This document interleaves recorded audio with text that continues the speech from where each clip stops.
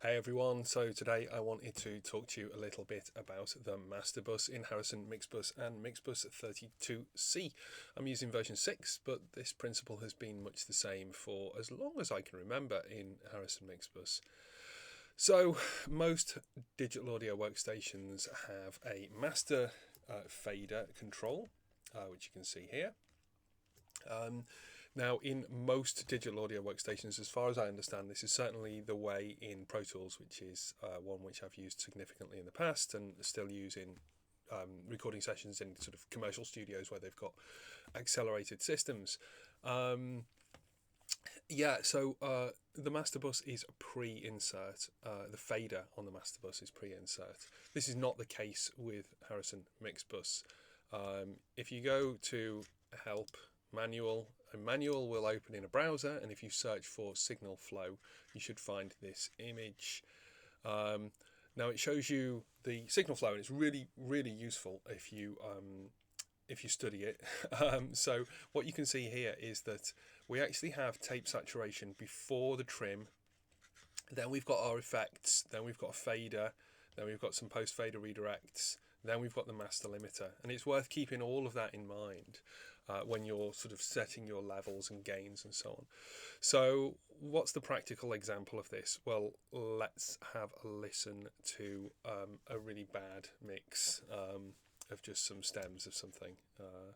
Some groups, I should say, that I've overblown to throw them into distortion.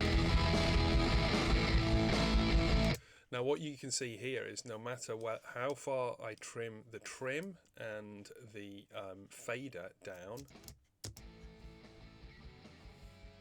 the distortion will still be there no matter how quietly I play that back.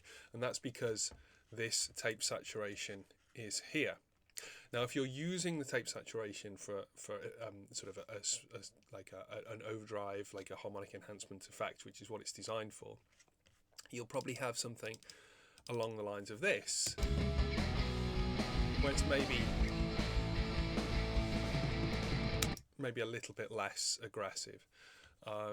And again, you know, the only thing that can really control how much tape saturation is being applied is either the drive knob or the levels into from either the mix buses or your channel bus, your channel strips, the level into the master bus.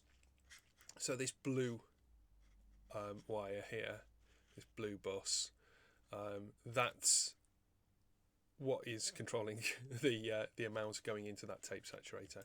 It's worth noting as well, as far as I understand, now I might be wrong on this, but as far as I understand, if you fully turn the drive knob anti-clockwise like this,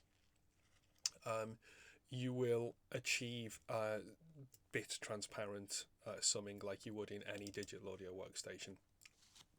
There's not really much point in doing that in Mixbus because Mixbus sounds so good. But if you did want to do that, that's how you would achieve that. And if you are overdriving on the way in and your drive is really distorting too much, you can roll back that drive as far as you like and eliminate some of that distortion. The master limiter is another thing to keep in mind, and that is it's useful to think of that in terms of, you know, how you would work in another DAW, that you can move this this fader to drive into that limiter at different values. So let's have a look at that.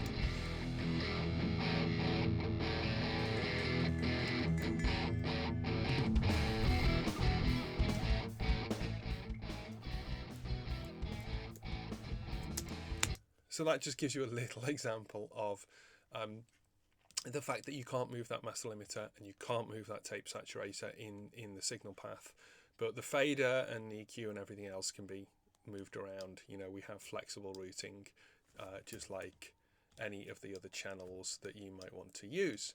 So you can really choose to use the fader to drive into everything after the fader, or you can, you know, move your plugins before the fader and use the fader as a more general volume control of what's already been processed.